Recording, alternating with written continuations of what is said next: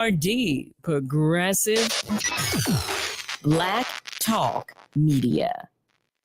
It's the city commissioners reminding you that voting is now more accessible and just as safe. That's right. Voting by mail is easy, safe, and you can do it from the comfort of your own home or at one of our satellite election offices. But hurry, the deadline to apply for a mail ballot is Tuesday, April 16th by 5 p.m. Don't miss out on this opportunity to shape our future. Visit vote.phila.gov for more information.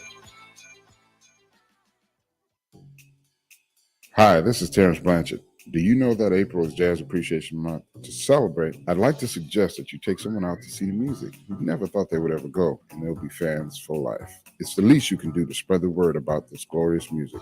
No matter what, this month and every month, celebrate jazz. Born in America, enjoyed worldwide. Want the latest in word swag? Check out the shop tab on wordradio.com. Hoodies, tees, and more in a variety of colors. It's the shop tab on wordradio.com. You can look good and show the world that you're all about Black Talk Media. We are the home of progressive Black Talk Media. This is WURD 900 AM and 96.1 FM, Philadelphia. Streaming online on wordradio.com and the Word Radio app. The views and opinions expressed by the guests, listeners, and hosts of any program on Word Radio do not necessarily reflect those of the ownership, management, or advertisers of this station. I'm simply saying that life finds a way.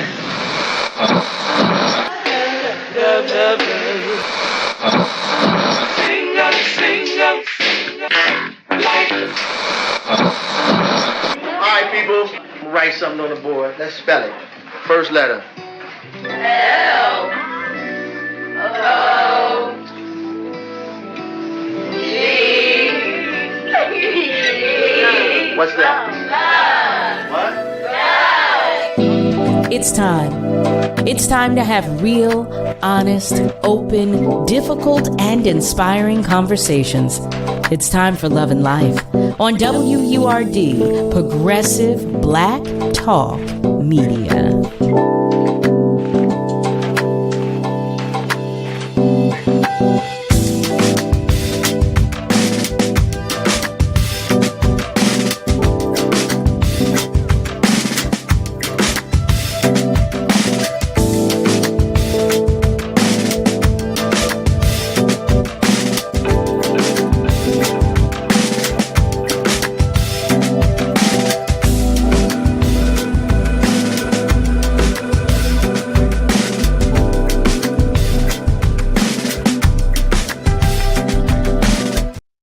Well, hey there, family. Hello and welcome. Welcome to Love and Life with Carol Riddick right here on WURD.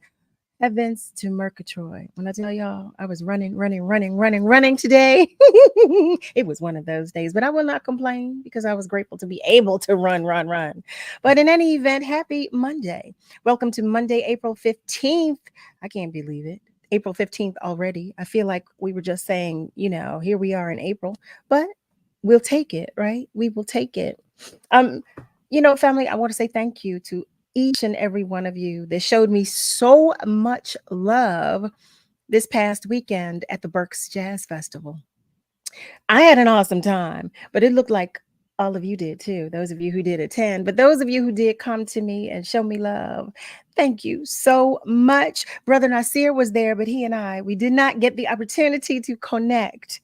So I know he was there because he let me know he was there, but we didn't see each other. We keep missing each other at these events. In any event, I pray that you had an awesome weekend just as well, because we did. I did. I know he did too. I know he did. Family, if you are joining us by way of socials, let us know. Please do. Send us a hello, a comment or a few. And if you don't want to do that, you can call if you want to talk with us, because we love that too. You can do so by dialing 215-634-8065. You can even call us toll free at 1-866-361-0900. Oh, I want to say thank you before I forget to the staff, the students, and everyone at Montco at Montgomery County College. I had an awesome day there today.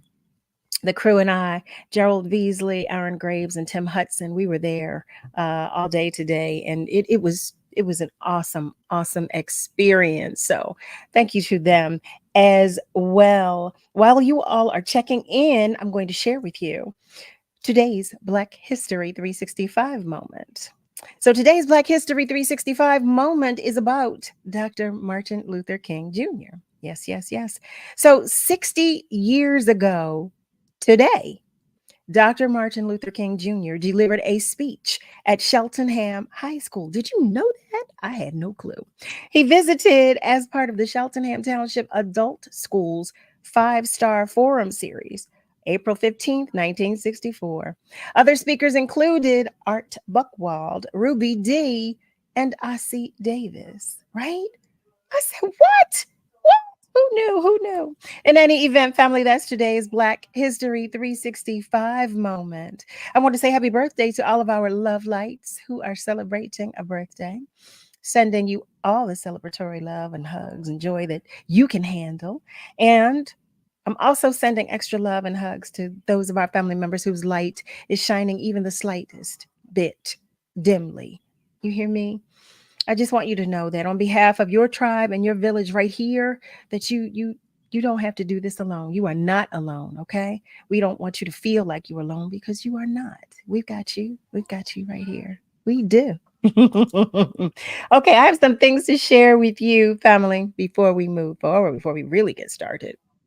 The first of which is that EcoFest is coming Saturday, April 20th from 1 until 5 p.m. That's right, at the historic Belmont Mansion in beautiful Fairmount Park. Creating Black Green Futures is the theme for this year's festival-style Earth Day celebration, featuring panel conversations with leading environmentalists and holistic health professionals, including Word Radio's own Dr. Paul Hopkins. There will be drummers, additional music, and spoken word by Nikki Powerhouse. The Black farmers will be there as well with a workshop and demonstration and so much more. You hear me? Stay tuned to Word for more exciting details. Remember, family, that's Saturday, April 20th at the historic Belmont Mansion. This year's EcoFest Earth Day celebration is brought to you by Keystone First, the Pennsylvania Lottery, Comcast, PICO, Philadelphia Water Department, Parks and Recreation, and the Philadelphia Recycling Office. I have something else to share with you. Yes, I do. And that is, you want to hear from candidates from Pennsylvania's Attorney General live and in person? Well, meet Word Radio at Enon Tabernacle Baptist Church on April 18th. We will broadcast live from 7 p.m. until 9 p.m. to hear from the candidates and their visions for this critical role.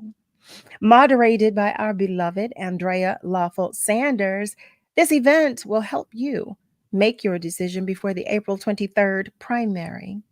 Doors will open at 6 p.m., family. You can attend in person at Enon Tabernacle Baptist Church, located at 2800 West Cheltenham Avenue, or you can listen live on Word Radio Thursday, April 18th. That's this Thursday at 7 p.m.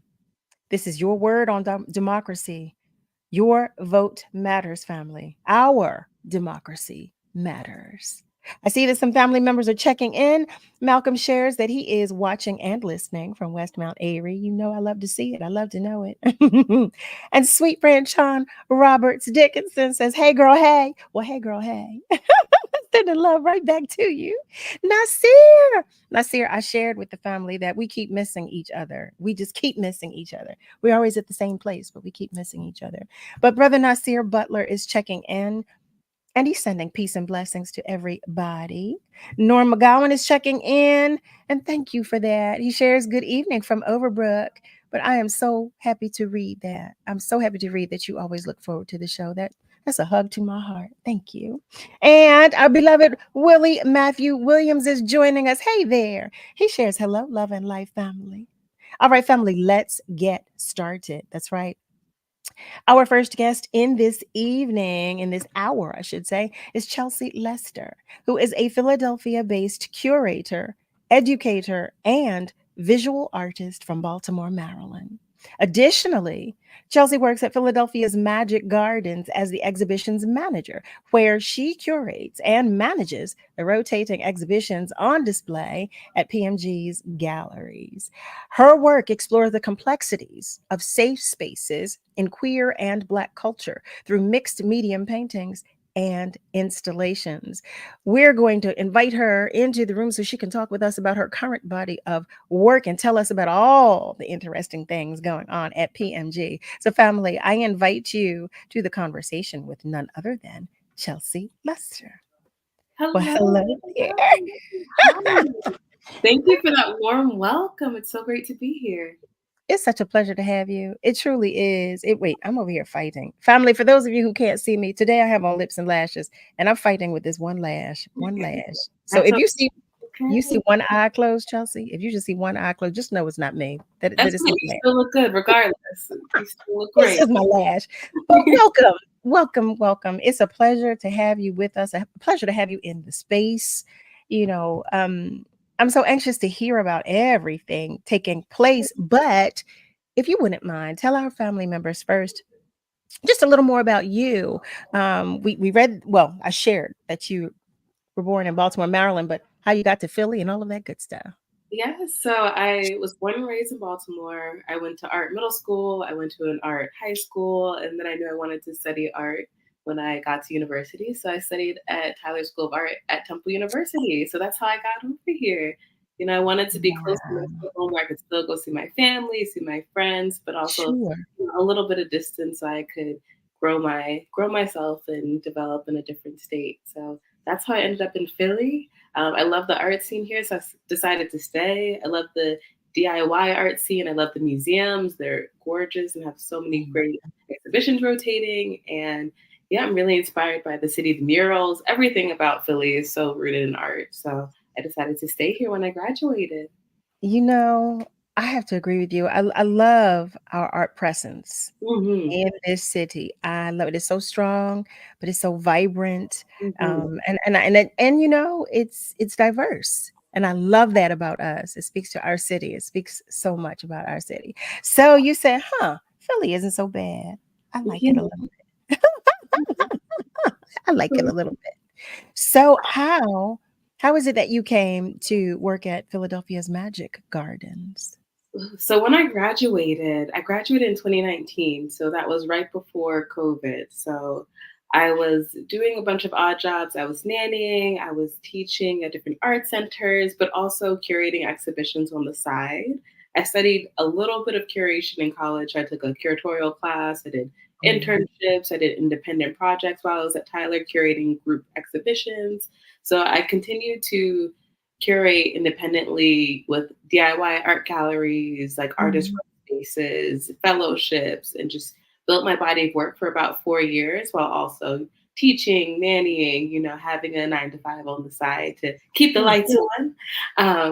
And I continued to curate independently for about 4 years. And then eventually I saw the position for Magic Gardens and I applied and they hired me and the rest is history. Oh, that's an awesome story. Would you share with our family members who are unaware what Philadelphia's Magic Gardens is? Would you tell us about it, please? Yes. So Philadelphia's Magic Gardens is an immersive art environment, we like to call it. So if you've ever seen a mosaic mural around the city with bottles or faces or colorful grout, like the material between tiles, it's probably made by an artist named Isaiah Zagar, especially if it's in South Philadelphia.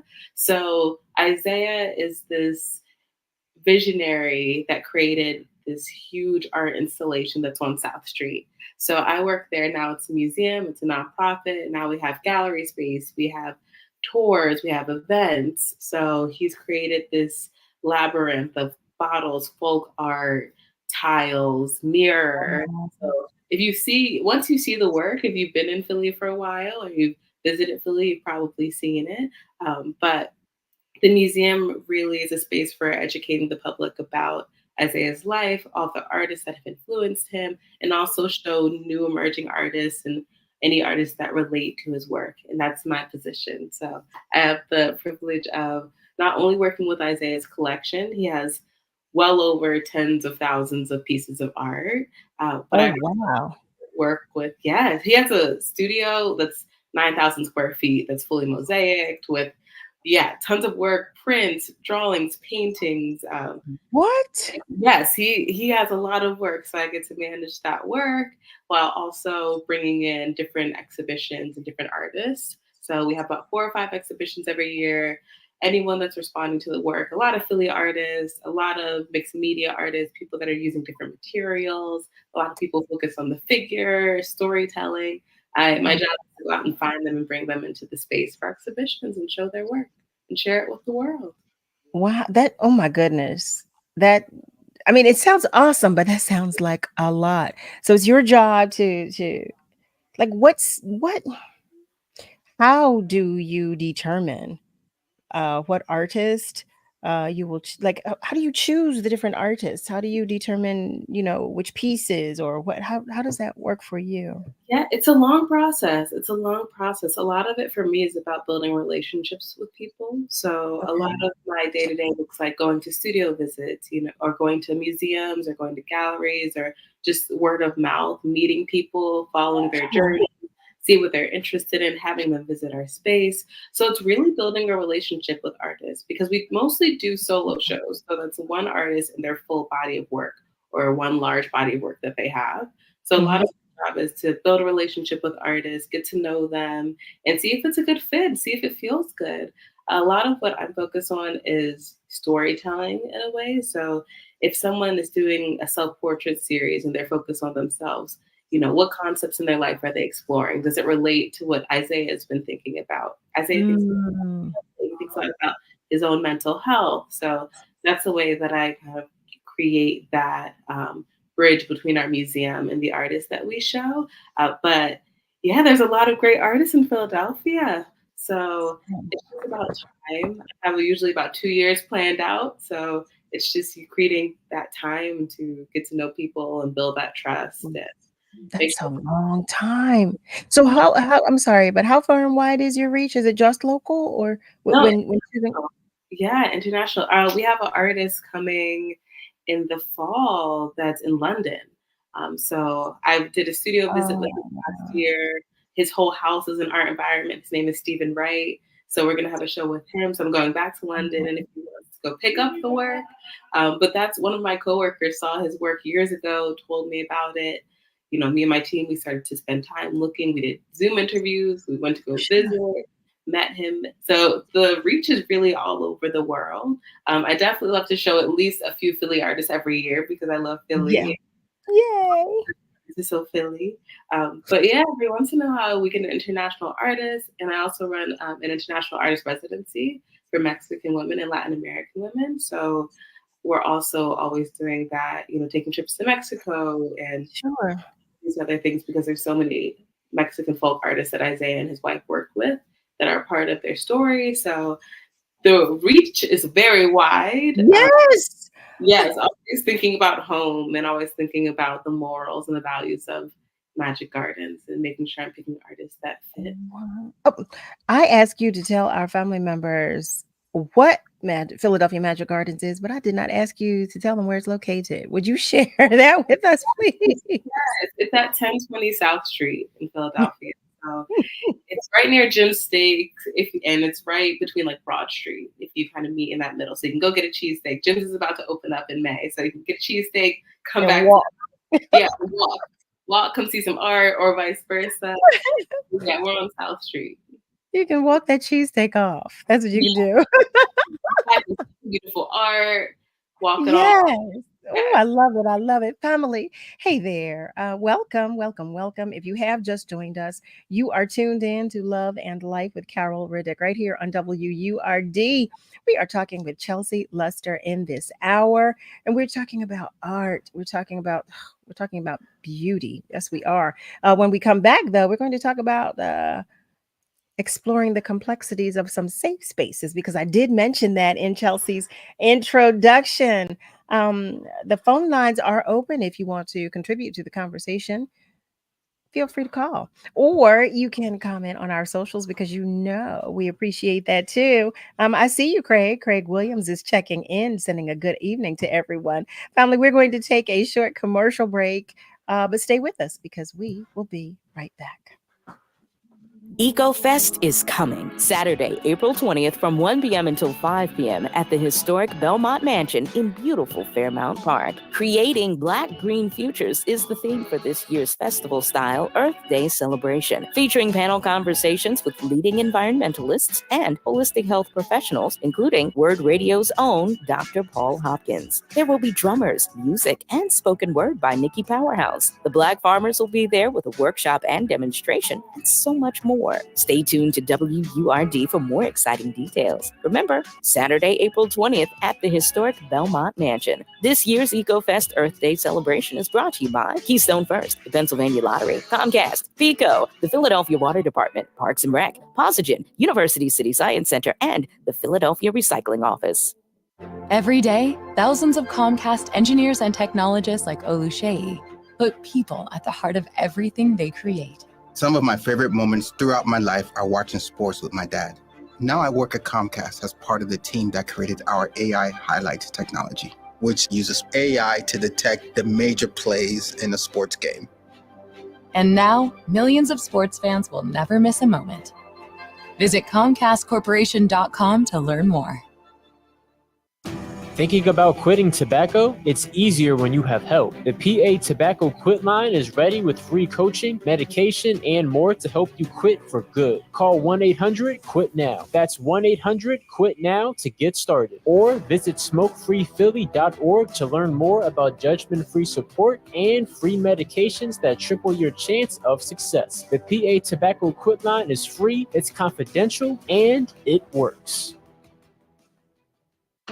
Tune in to Eco Word Magazine, hosted by POC, the first Friday at 10 a.m. for the PA Lottery Eco Word Fact of the Month. Brought to you by PA Lottery, benefiting older Pennsylvanians every day.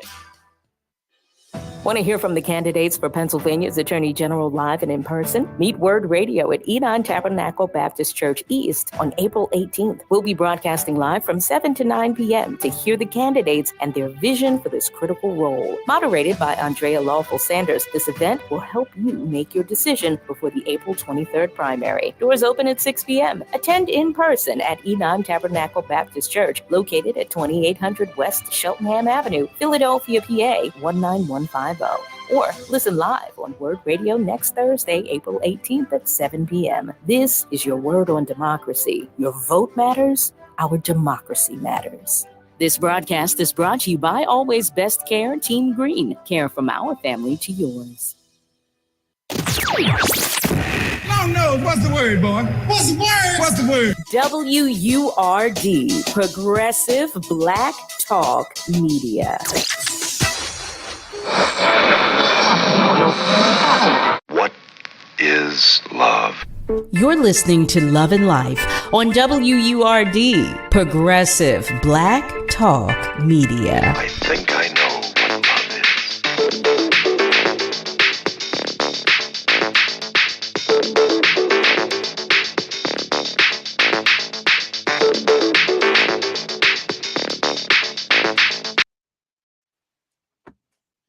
Well, hello there, family. Welcome back. You are tuned in to Love and Life with Carol Riddick right here on WURD. We are talking with Chelsey Luster in this hour. Before we continue our conversation, I'm going to go to our phone lines because some of our family members have reached out and are joining the conversation. Line 1, hello. Thank you so much and welcome to the conversation.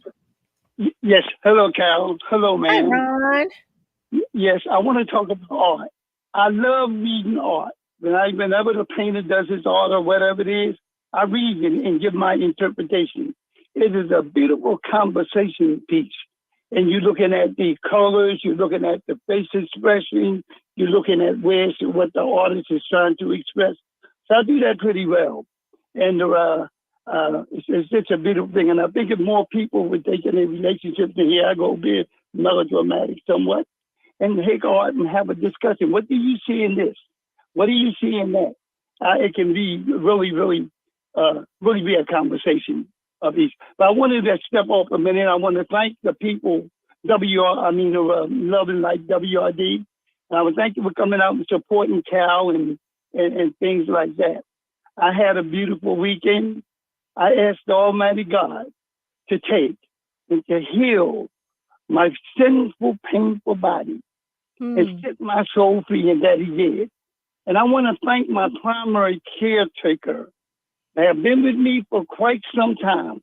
And what she has done for Ryan, I'll be forever grateful, because this medical person discussed with me and take what I think that needed to help my body and help me. So I'm so grateful. And blessed are these givers of this world. Blessed the givers of the world, because there's some things money can't buy. And Carol, when you mentioned about the Black History for this night, yes, I think that's the speech that Dr. King made when he was telling the students, whatever you be the best. And the reason that you must be better than others because you must burn the midnight oil a little longer, because you have already failed your tuition, your tuition exam into the College of Integration. Thus, you have already failed. So I say to you today, if you can't be a road, let's be a trail. If you can't be a tree, let's be a bush. If you can't be the sun, let's be the star.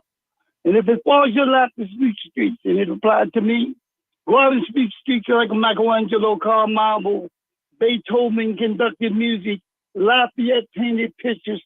Do that job so well that you would have the host of heaven have to stop and pause and say, "Thus was a great speech sweeper who swept his job well." And once again, everything that is taking place in this world today, beloved, and I'm not over religious. Read the Old Testament, read the book of Revelation, and you can get your answer. And because this is the time every knee will bow. And I'll close with this, Carol, when I think about how good the Lord has been to me, and it means this, when you have nice people like yourself, you're not a people, you're a person that shows compassion for me and many others. What a wonderful gift of life. That be help me to realize that someone cares. And my primary person, I don't know what I could ever give this person in order to say thank you for being for doing what this lady has done for me. So everyone be blessed. Call in Carol, engage with her. She likes those type of things. In Love and Life, remember this. You're a very big part of this station. It's your infrastructure. Malcolm and you guys that call in and begin to share with the guests like the ladies here. Oh, yes. If I had to write you a love letter, guess what kind of love letter I would write to you, man? Because of your art, I would write these 3 words. Love, love, love, comma. It begins again. Thank you very much. Thank you so much. Thank you. Thank you, Ron. Oh my goodness. Thank you so much. Oh my goodness. Heavens to Murgatroyd. Family, for those of you who have just joined us, welcome once again. You are tuned in to Love and Life with Carol Riddick right here on WURD. We are talking with Chelsey Luster in this hour. Before the commercial break, I shared that when we came back, we were going to talk about the complexities of safe spaces in queer and Black culture through mixed medium paintings and installations. That line itself, it stood out to me, Chelsey, because number one, I'm ignorant to, what takes place or what goes on in the art world. So can you talk with us about a little about that, if you don't mind? Yes. So with regards to the safe spaces, a lot of my work is thinking about people's personal safe spaces. So I feel like when we talk about safe spaces in a larger group setting or in corporations, it's all about these spaces that, are focused on community, which is really important and really powerful, but also, we don't often focus on the safe spaces that we have to create for ourselves physically, mentally. And a lot of my work is about creating those spaces for people. So whether it's the colors that make people feel secure, or whether it's food that makes people secure, whether it's a moment in life where, they're out in nature, whether it's the ocean. I want to create work and paintings that give people a moment to really feel safe and secure. And even if that place doesn't exist, I've had some paintings that are just all fuzzy and furry. It's like these walls of softness, and they're a bit more abstract. Or I've had paintings where someone's standing in a crashing wave just because the ocean is the only thing that makes them feel calm. So I think a lot about moments and these colors, these parts of nature that make life feel really peaceful for people. So my whole process is meeting with my models. They're always people that I know. They're always my friends. I love that. They're people that I'm close to and I love, and I'm close enough where they trust me to answer these questions truthfully. So I'm always meeting with them, asking them tons of questions about, what does life look like when there's no shame? What colors make them feel relaxed and safe? Are there places that make them feel relaxed or safe? Are there places, does that change? How about that? We seem to have lost Chelsey for a moment. She'll be back with us, though. I promise you that.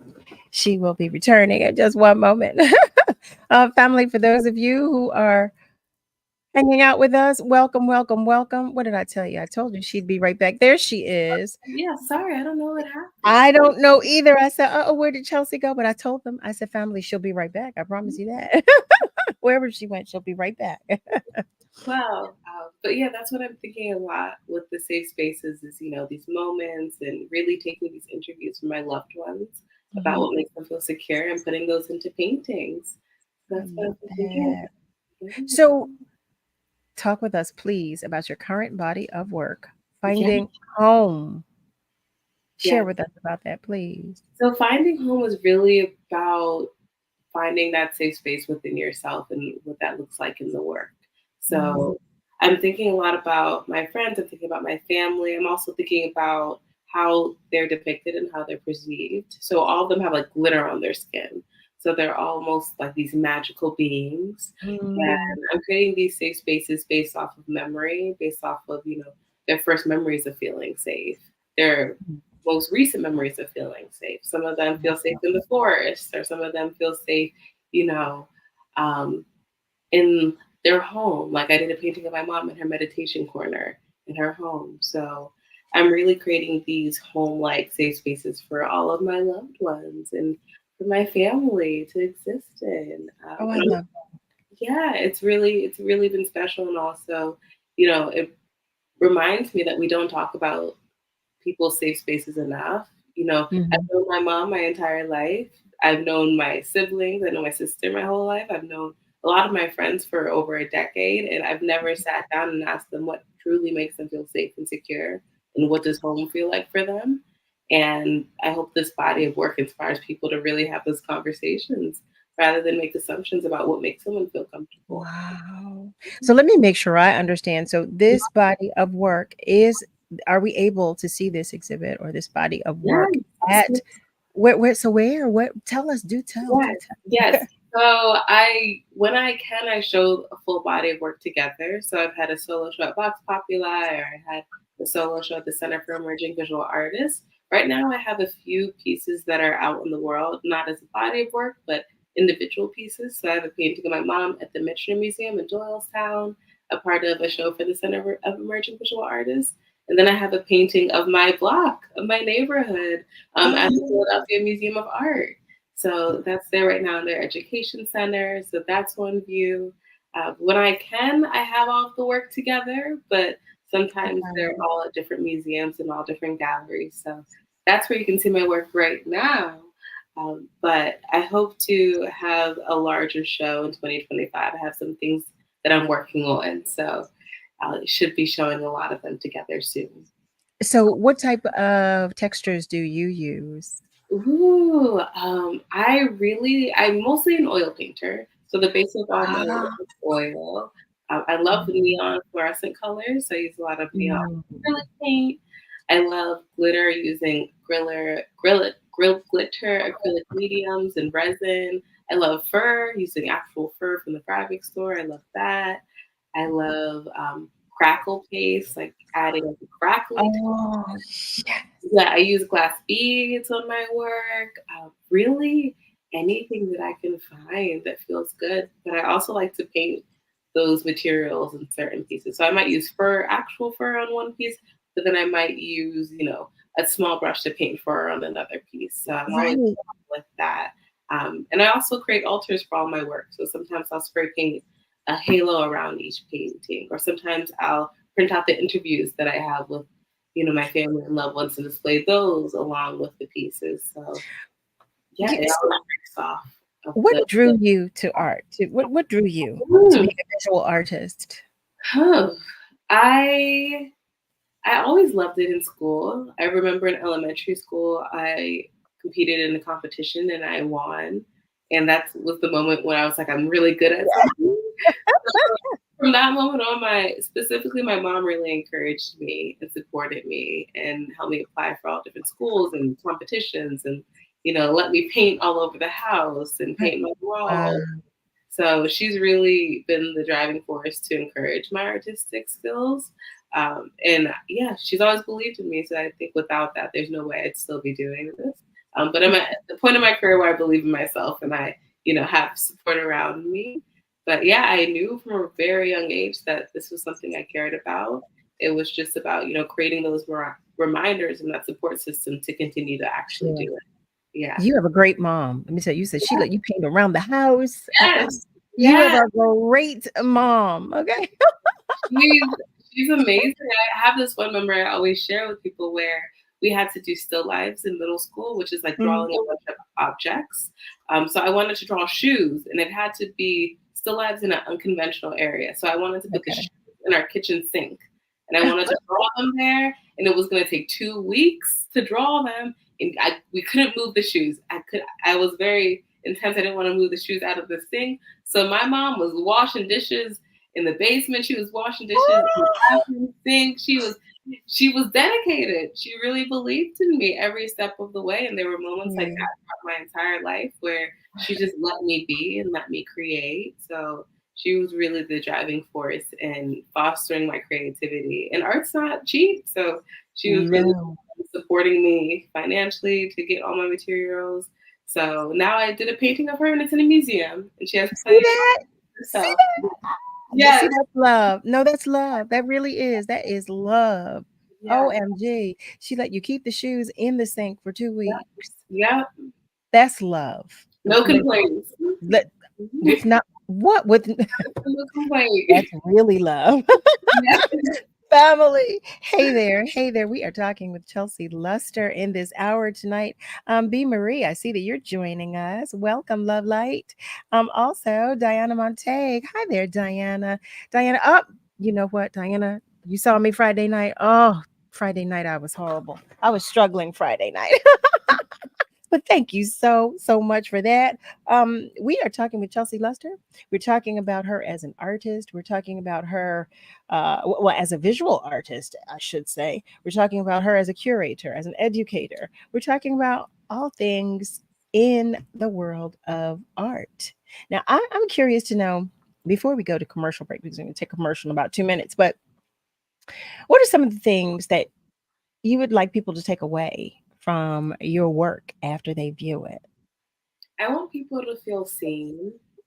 I'm meeting all of these people, different backgrounds, different ages, and I want everyone to be able to find themselves, especially Black people, especially us. I'm meeting my friends, I'm meeting my family. So I really want my community to see themselves in the work and to know that they are allowed to have safe spaces. So that they're allowed to have agency over their image and how they're viewed, and that, finding a safe space, a space that you can go to every day and feel comfortable and can be yourself, is one of the most important journeys everyone should be on. So I really want to take that from the work.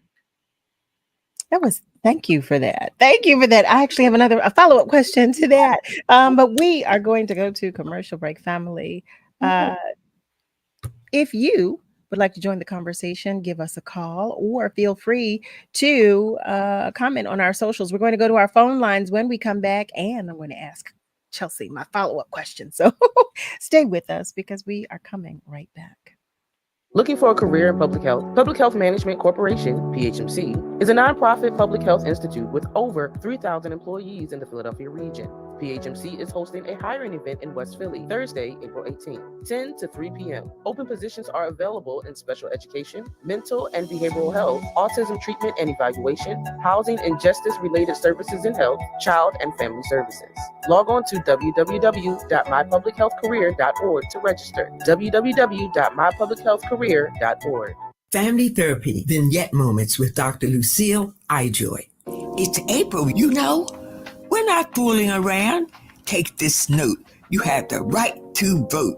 Sometimes you want to give up and make a sorry frown, but it's April and we're not fooling around. We register, we vote, we must. We're standing tall. We realize this is no joke. We're standing with the crowds. We're standing for the vote. We register, we vote, we must. We register, we vote, we must. This is Dr. Lucille Ijoy. We register, we vote, we must.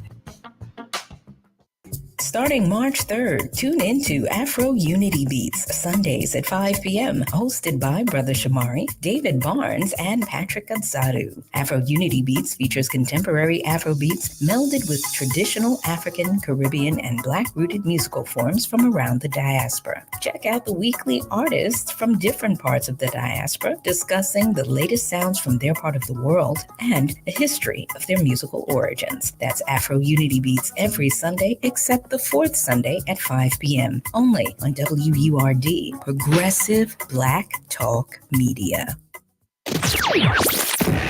No, what's the word, boy? What's the word? What's the word? WURD, Progressive Black Talk Media. Let me tell you something, and don't you ever forget it. Success is nothing without someone you love to share it with. You're listening to Love and Life with Carol Riddick on WURD, Progressive Black Talk Media.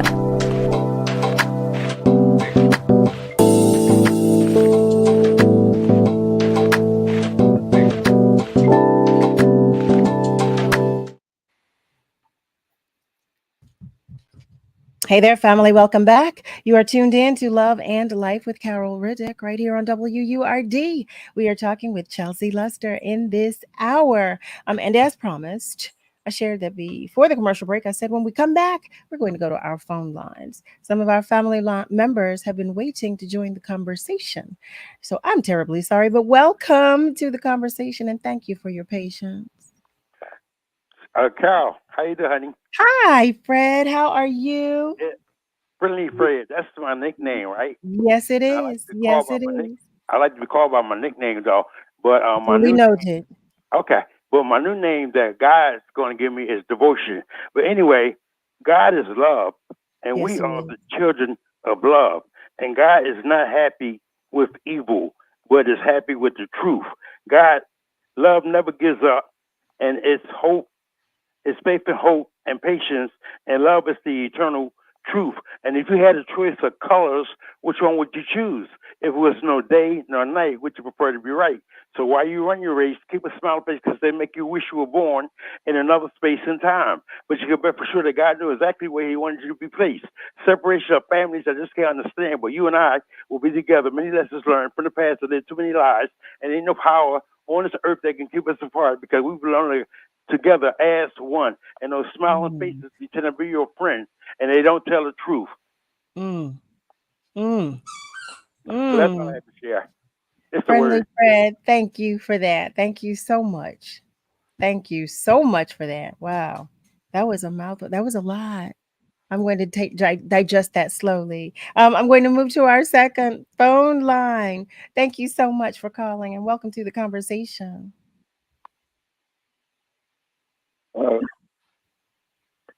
Good evening, lady. Good evening. How are you today, James? How's it going, Carol? Welcome back. You should Thank be on here 7 days a week. Oh, God bless you for that.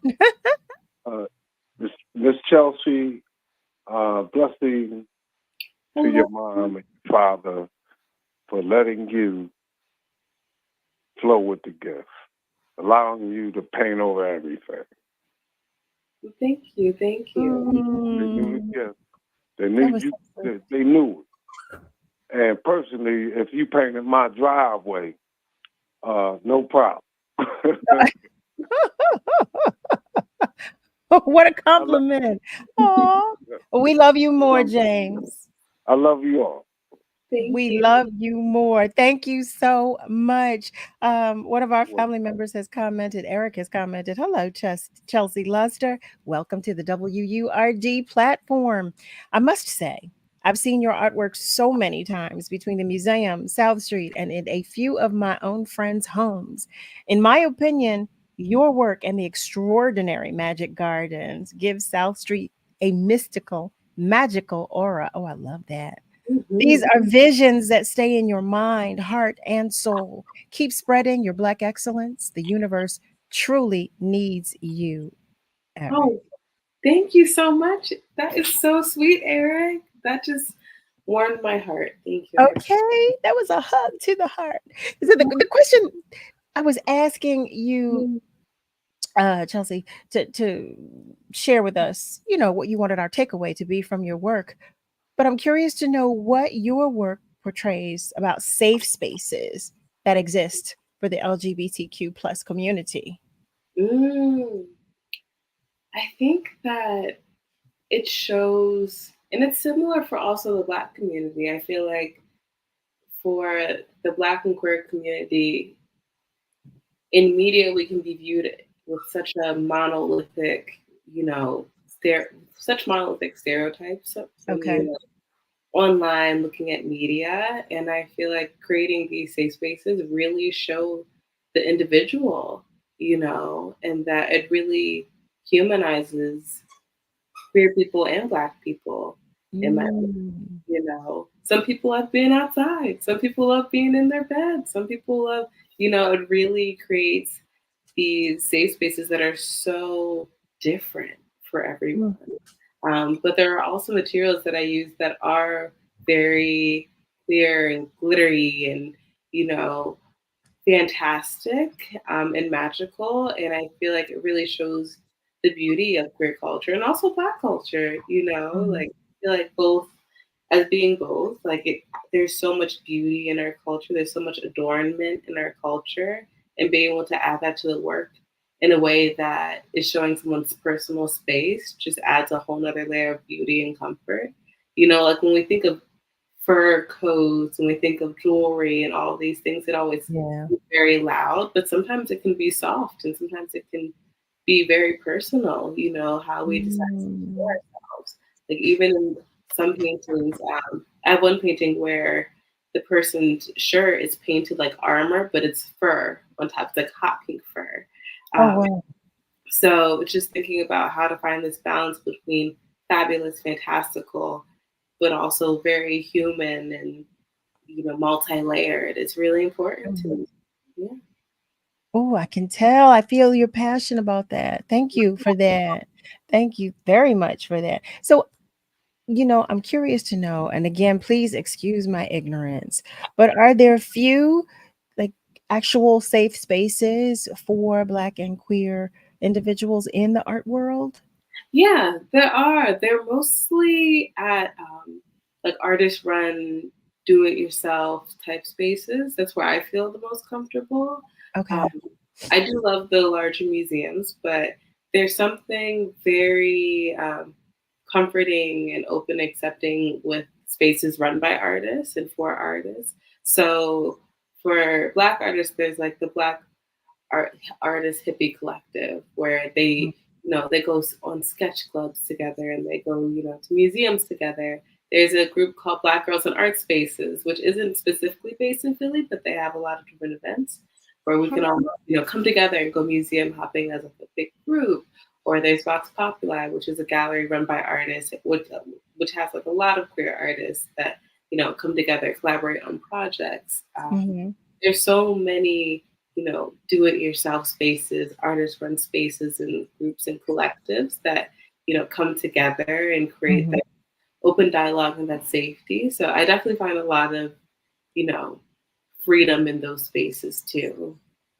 Understandable. And I've shown a lot of work in those spaces and collaborated with those spaces and those people.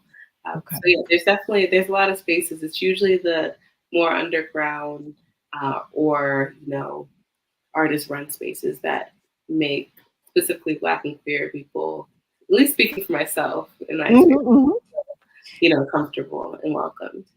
Can you please share with our family members your socials or where we might be able to find out more information about you? Yes. So I'm most active on Instagram. So my Instagram handle is Chelsey Lester Art. My name is spelled with a Y instead of an A. So it's CHELSEY.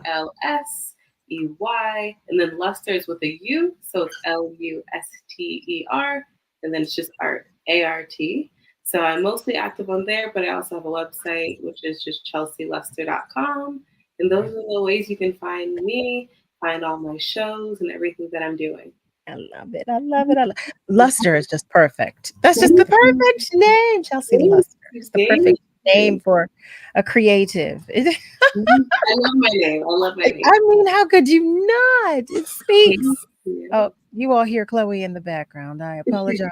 But so just thank you again. Thank you so much for just coming to spend some time with us, sharing your time, your energy, your spirit, your talent and the information with us.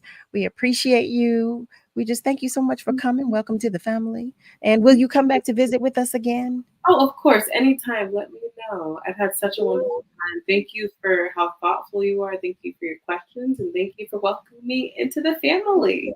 Absolutely. If you don't mind, would you tell us once again where we could view your art, the spaces where we please? Absolutely. So if you want to see my art right now, I have a painting in the Education Center at the Philadelphia Museum of Art. That's the art museum with the rocky steps. We all know it.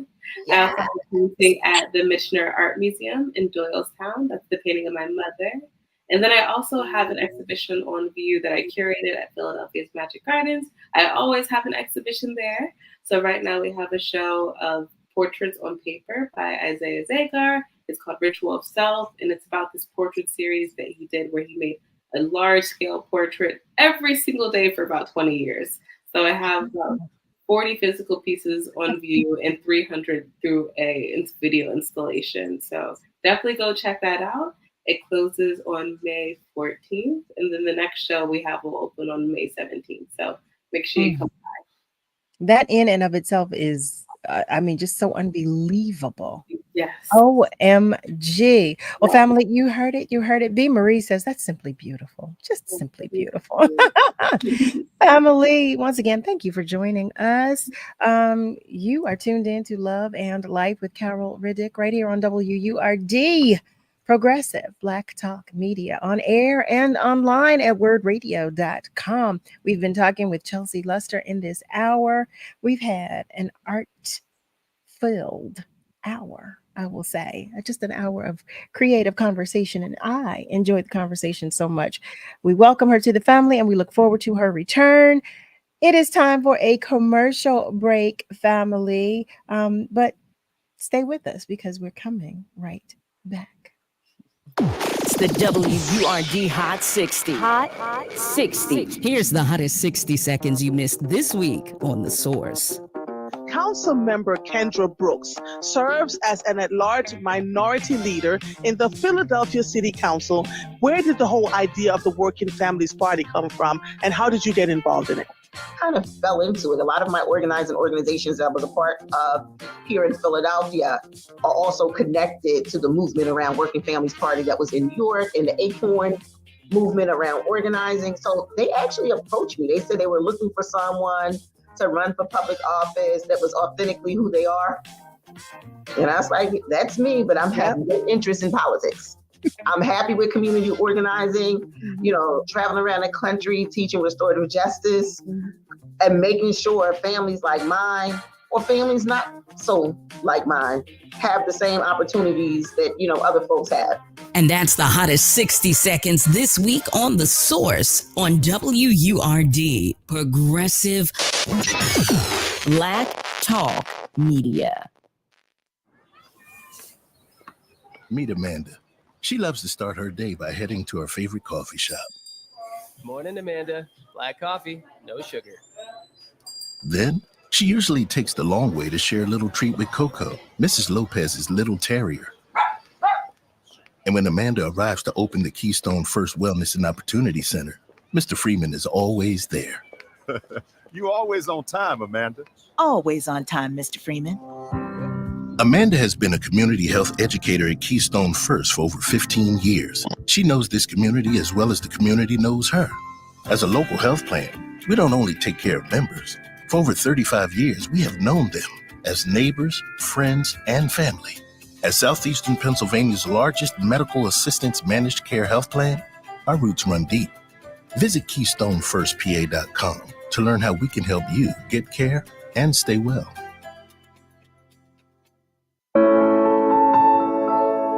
Sometimes I just cannot believe all the storms we've gone through here. I can only hope that we'll be able to leave this house to you one day, baby. You're our legacy. Planning for these disasters will make sure we're safe. It is the best way to protect that legacy. You know what? We should make an emergency communication plan. That way we're ready this year. At my dorm, we have emergency kits for earthquakes and wildfires, but I'm sure there's something more local I can send you with a link. Okay, smart.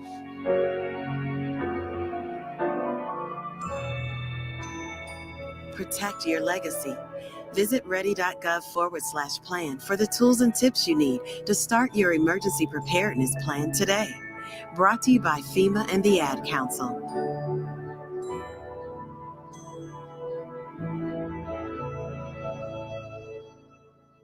I always had to be so good, no one could ignore me. Carve my path with data and drive. But some people only see who I am on paper. The paper ceiling. The limitations from degree screens to stereotypes that are holding back over 70 million stars. Workers skilled through alternative routes rather than a bachelor's degree. It's time for skills to speak for themselves. Find resources for breaking through barriers at tearthepaperceiling.org. Brought to you by Opportunity at Work and the Ad Council.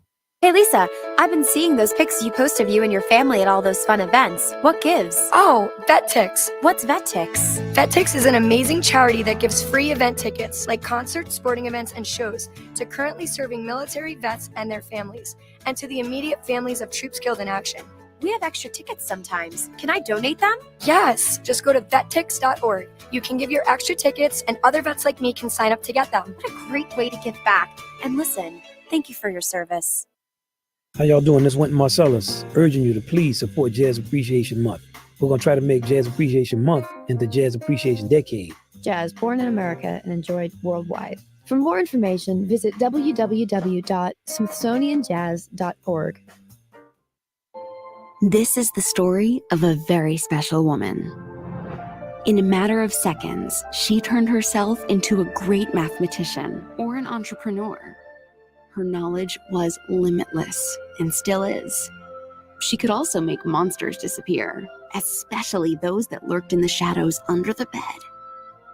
Once, this woman put back together a teenage girl's broken heart, which had been shattered in 1,000 pieces, just by giving her a bear hug. She masqueraded as a regular person at work, but as a superhero at home. Everyone knows her as Gabriella. I still call her Mom. Your hero needs you now, and AARP is here to help.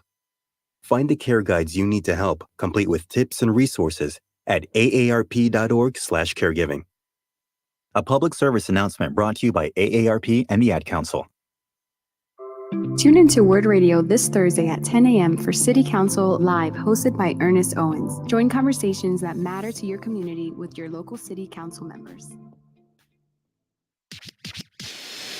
Celebrating Black excellence worldwide and bringing joy and power to the people. This is WURD 900 AM and 96.1 FM, Philadelphia. Streaming online on wordradio.com and the Word Radio app.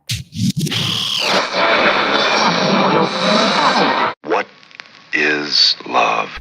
You're listening to Love and Life on WURD, Progressive Black Talk Media. I think I know what love is.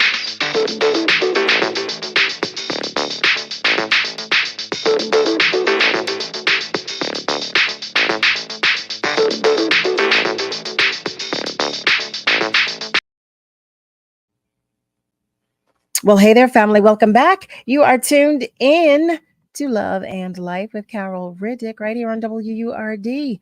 Welcome to the top of the second hour of Love and Life. Ooh, here we are. Here we are. Y'all, when I tell y'all I'm still like whirling from the weekend, I really am. I really am. So help me, okay? Just be patient with me. But we have another fantastic human being for you to meet in this hour. I can't wait to have this conversation. Her name is Davida Colona. She is a wardrobe stylist, costume designer, entrepreneur, and certified herbalist. I'm going to ask her when she sleeps because that's a lot right there. I don't think she gets any sleep. In any event, she used to live here in Philly, but she left her hometown of Philadelphia 23 years ago to pursue her career as a stylist. Well, I'll tell you this, it proved to be successful, okay? Because she has styled many celebrities, athletes, and entertainers. We're going to find out about this story, okay? Because this sounds wonderful and amazing. It sounds like she has an absolutely beautiful life, and we're going to hear all about it. So, family, I invite you to the conversation with Davida Colona. Well, hello there, beautiful. Hi, how are you, beautiful? I will not complain. I will not. Welcome to Love and Life. Welcome to our home. Welcome to the family. Thank you for having me. It's a pleasure. It's a pleasure. So I don't know if you heard me, but I was sharing with our family members a little blurb about you. And I was sharing that you're a wardrobe stylist, a costume designer, an entrepreneur, and a certified herbalist. Yes. So you don't sleep, basically. You don't get any sleep. I sleep. This has been a long journey. It hasn't happened overnight. So yeah, I sleep rarely, actually, to tell you the truth. But I'm one of those people that operate well off of a small amount of sleep. Okay. So it's the adrenaline for you. I don't know what it is. I don't know. My mother doesn't sleep. My grandmother doesn't sleep. Oh my goodness. Oh my, so, okay. I do sleep. Like, let me not say that because you don't sleep. You can't possibly. You've got 5 titles. You don't sleep. But you know what? I mean, all of them sound exciting and interesting, equally as interesting, you know, in their own. So because the hour goes by so quickly, I'm going to jump right in. Let's jump in. So you're from Philly. I'm from North Philly. Well, hey, girl, hey. So tell us what inspired you? Like what inspired you to say, okay, I'm just going to leave Philly and try this out, be a career as a stylist? What from where did that inspiration come? I don't know if it was inspiration. So I went to Moore College of Art and Design on the Parkway in Philly for fashion design. I studied fashion design there. I would work back and forth between Philly and New York. Okay. I thought I wanted to be a designer and just, design for big companies or something of that nature. This was a while ago. So this was probably over 25 years ago. So it wasn't as big as a thing now as it was then. So when I was in school, I would be very bored with just doing sketches. It wasn't glamorous. So I started working. I think at that time, Neiman Marcus and King of Prussia opened up and I started doing the visuals. I had a regular job. I think I got hired there in Saks. And then I had a job. I would just dress the models. I wasn't supposed to dress the models, but I would come to work. I mean, the mannequins. I would come to work and change the mannequins. And they would say, I was like, oh, that mannequin looks ugly. Let's put another shirt on this. Let's do that. And they were like, well, every time you change it, people respond to it. And then my teachers were saying, Davida, you're really a stylist more so than a designer because you don't want to. I thought as a designer, you could come into a company, you can design everything. But it would be like, no, you design skirts for spring. Oh, no. Oh, you design shirts for men's fall collections. And it's like, oh, this is boring. That sounds so limiting. It was very limiting and constricting. So then I wanted to keep, I was more creative than that. And it was limiting. So like you said, so basically I started I was dressing the mannequins and they were like, you're more of a stylist. And my teachers at Moore were really good and they brought other stylists in to talk to me. And one of the stylists, she was a costume designer and she worked, like, I think she was Bruce Willis's personal costume designer. Oh, and wow. She did all his films and she designed all the looks for them and different things like that. And I would look and I was like, okay, that's what I want to do. So then I went to New York and I would do internships with costume designers for TV shows and things of that nature. Okay. And then it took off from there. And I knew that it wasn't a space for me in New York for that. Because all TV and film, it happened in LA. So because I was young at the time, they threw me into music videos. So then I started doing a lot of music videos. And that's where I built up clientele. But then we started shooting a lot of music videos in Los Angeles. Okay. So about 21 years ago, or a little over 20 years ago, we had a big blizzard in Philly.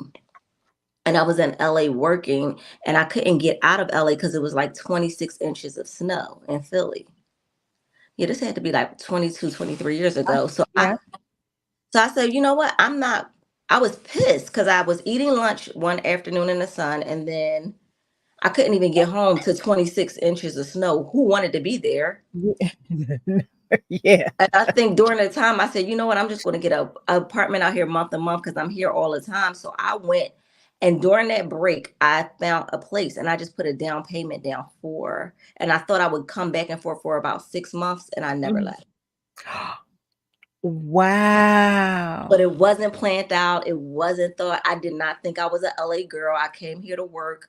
I didn't ever like LA per se. It wasn't my personality. I was definitely a New York, Philly type of girl, more so than LA, but it just was a fluke and I never left. I just got job after job after job and I just stayed here. Well, okay, that's a blessing. That's divine orchestration. That's what that was. It was. It had to be because it really, and it was also being young and fearless and not planning and just, oh, I can do it. Oh, it's fine. And I mean, my whole family was pissed because it was like, what are you doing? And I know they were. I had not one friend out here. I knew no one. And you were a baby. And I was a baby. Yes. Well, you know what? That's the best time to do it, though. When you're a baby, that is like you said, you were fearless. You went out there. You said, "All right, well, let me just go. I'll get this apartment for a couple of months. Let me do this, and then, you don't have anything to lose." At that, but you're like, "Let's get it. Let's get it. Let's do it." Right. And so but I applaud you though, because even though you were a baby, some babies don't listen to that. Some babies don't listen. So I applaud you for following that and listening to that. That was because look, here we are now talking about it. You're sharing with us. But oh, go ahead. I'm sorry. I cut you off. I was saying, yes, it was just one of those things that you just took. I mean, it actually was no thought behind it. Yeah, well, see, when you're a baby, that's what you do. Yeah, had it been, I would have talked myself out of it because it made no sense. Yep. Yeah. When we're good and grown, we tend to talk ourselves out of things. And when you're a baby, oh, let's do this all day. Let's do this. Yeah, all day. But you said something that was really, well, everything you said was interesting, but it struck me because I had no idea that there was a position for a designer to style like a wardrobe for a character. I don't know. I guess I never thought about it, but that's really interesting to me. So you could be hired to style for a particular character for a series or a show. If that person is like number one on a call sheet, if that person is the star of the film, you can work directly with the costume designer that's doing the whole film, and you can create their looks, because some people have their person all the way through. I mean, when I got in this industry, I was so surprised at how many stylists it was for different things. There are food stylists. So when we watch like a table of food, we don't realize if it's a Thanksgiving dinner or even just a dinner that the chicken is perfect, the sides are perfect. It may be 13 sides in the back of macaroni and cheese, but they are going to put the most perfect one on the table.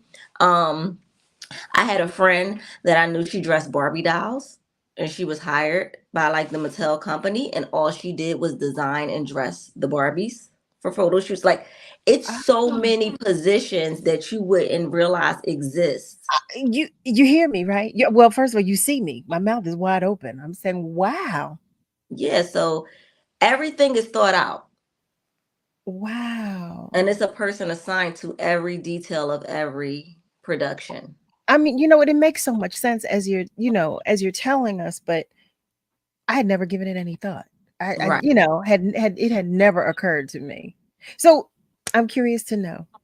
You got to LA and you said, okay, I'm going to rent this apartment for 6 months and blah, blah, blah. What was that transition like? Like you said, okay, I just never left. So did you come back to get your stuff? Did your family say, well, look, did they ship it? Or I know you were young then, so you probably didn't have a lot At of that time, once I realized I was going to stay, I had a car still in Philadelphia. Okay. So, and like I said, I didn't like LA. It wasn't really the place that I wanted to be. So I came home every month. I was in Philly every month for at least 3 or 4 days. So I packed up my car in Philly. They said they would ship it for like $1,000. Okay. So I packed up my car, and they told me I can pack up everything except for the driver's seat. So I packed clothes and everything that I felt like I needed that wasn't shipped into the car before they shipped it. And then that's how everything got over there. Smart. That was the smartest thing to do. That's smart. Family, hey there.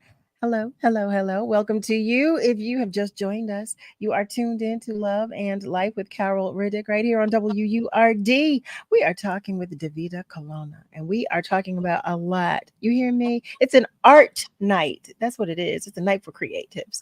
That's what it is right here. I see that another one of our family members is checking in. Hey, Tim. OMG. Haven't seen you in a good bit of time. Good minute. Timothy Robinson shares, hello, ladies. Well, hi, Tim. So happy to have you join us. So happy to have you do so. So you moved to LA. Mm-hmm.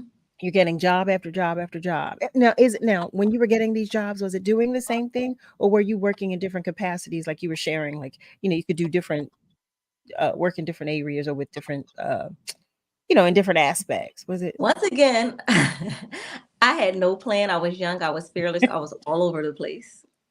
So I worked doing all kinds of things. So, but I mean, it was all fashion. So I was doing music videos, and then I did TV shows. Then I did film. I started doing the music videos. So they had me. I knew we had to be in a union in LA to do TV and film. I didn't know that at the time.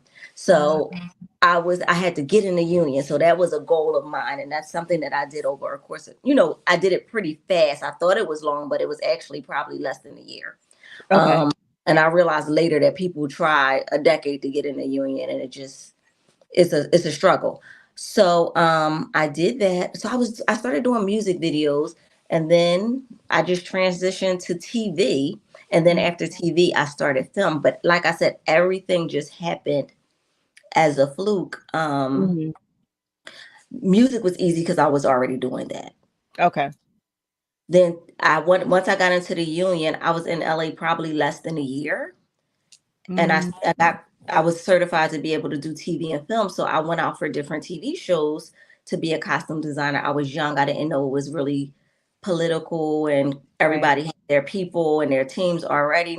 So I think I interviewed for Girlfriends, and then I interviewed for the Eve show. Eve's from Philly. Mm-hmm. My mom and Eve's mom are really close, but I just went in randomly. And Eve's manager at the time, Troy Carter, he was like, I know you. You from Philly? I'm like, yeah, I'm coming from wardrobe. He's like, it's a 3-part job. I said, it's a 3-part interview. He's like, you got it. I said, oh. But I said, I don't know this man. He's probably lying. She said, "Oh no." So he said, when you come Thursday, it's not gonna be the second part. You're good. And I said, no way. I went for the second part. I was good. Oh, and see, that's love. That happened, and I knew him from Philly, just seeing him around Philly, but I didn't know him well enough for him to co-sign. But I guess I did. Yeah, I was about to say, it's not who you know, it's who knows you, right? That's what they say. It's who knows you that's willing to help. Hello. Because you can know a bunch of people, but they won't flinch to help. It's people that's willing to help that want to see you win, or just, I don't know, or inclined to help at the time. So I got the TV show, and once I got into that world, it was a different world. And then while we were on hiatus from that, at one point, maybe it was year 2 or 3 that I was working on that, I went for a job interview, but they wouldn't tell me who the person was for a movie. Okay. They just was telling me, it was like that my agency at the time was saying, well, it's a big celebrity. We can't tell you who it is. It would be a great position for a movie for you. You should go and do the interview, but we won't divulge. They don't want to tell you until after the interview was over, whether you did good or not. Okay.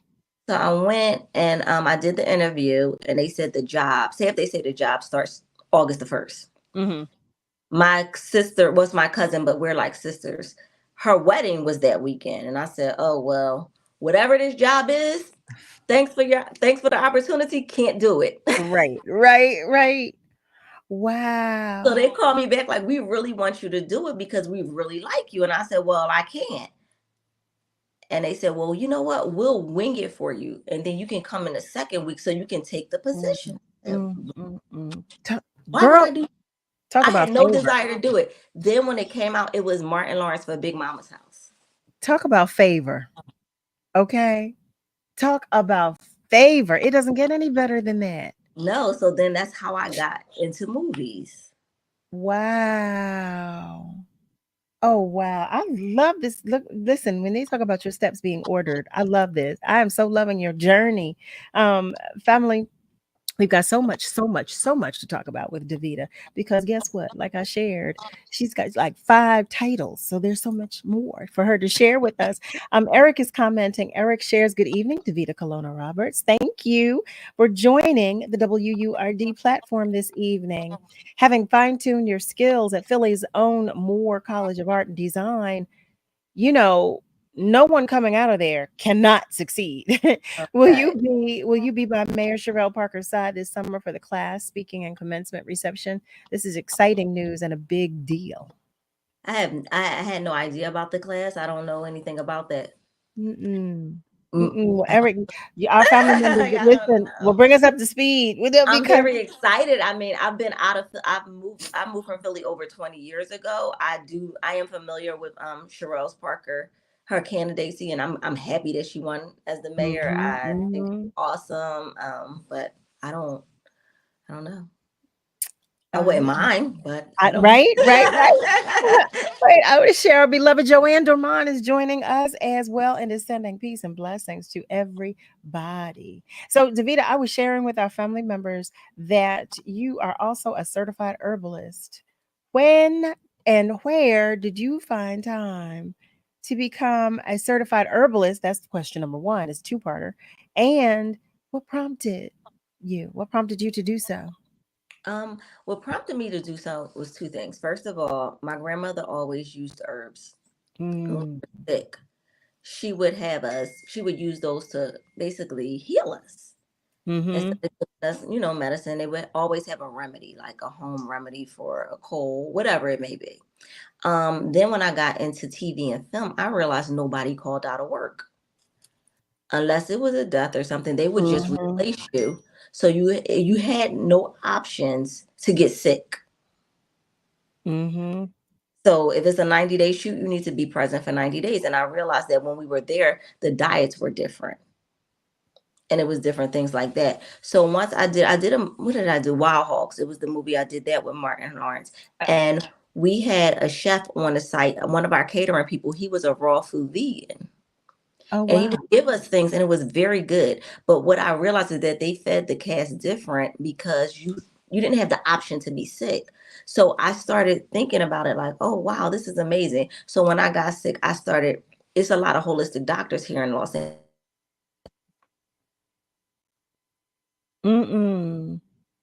Oh, we just lost Davida. I don't know how we did that. What is happening tonight? Family, listen, I don't know what's going on tonight.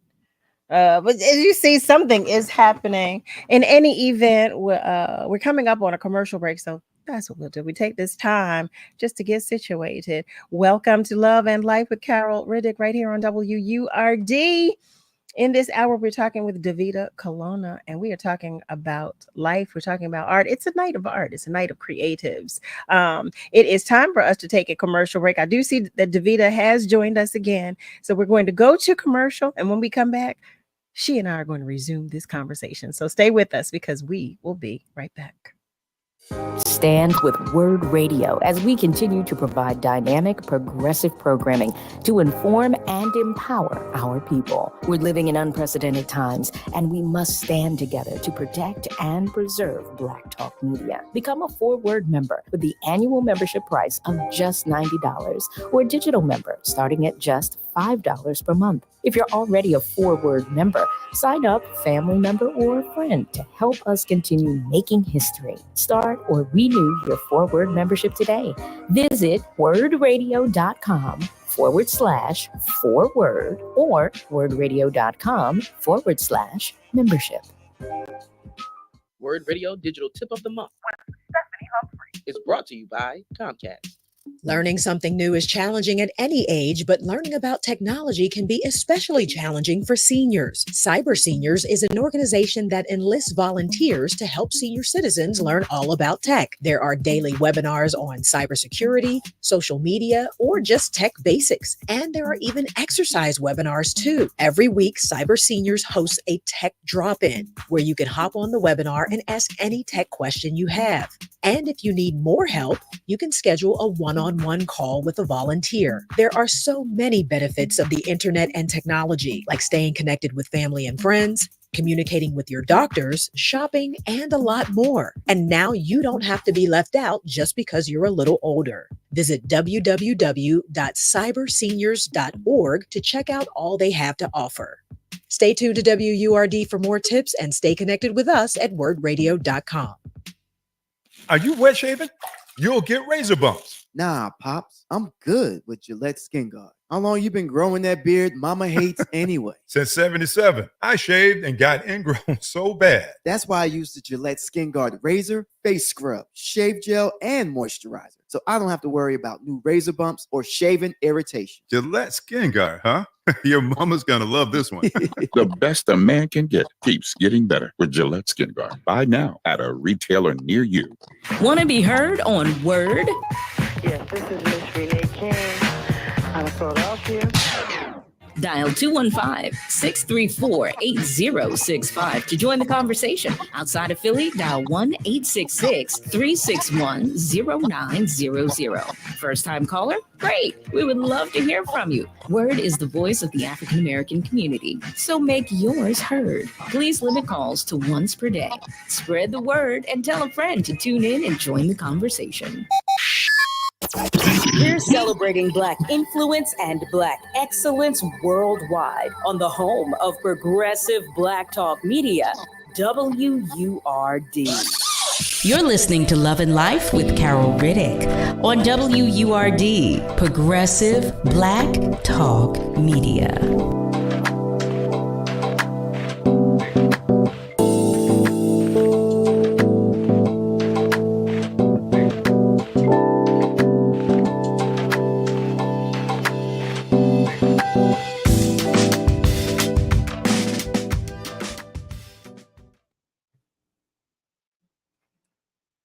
Well, hey there, family. Welcome back. You are tuned in to Love and Life with Carol Riddick right here on WURD.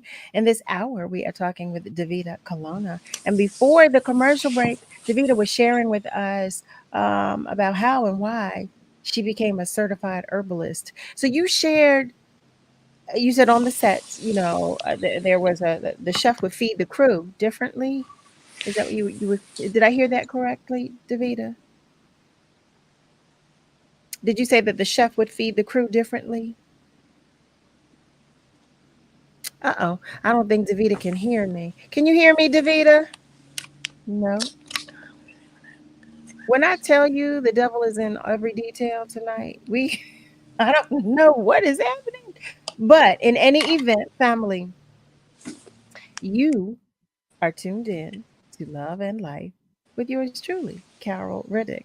And in this hour, we are talking with Davida Colona Roberts. She is a wardrobe stylist, a costume designer, an entrepreneur, and a certified herbalist. And guess what? She's from Philly. She shared with us that she left Philly about 23 years ago to pursue her career as a stylist. But she was sharing also that, while working in LA, she was noticing the lifestyle as it pertained to diet, everybody's culinary habits.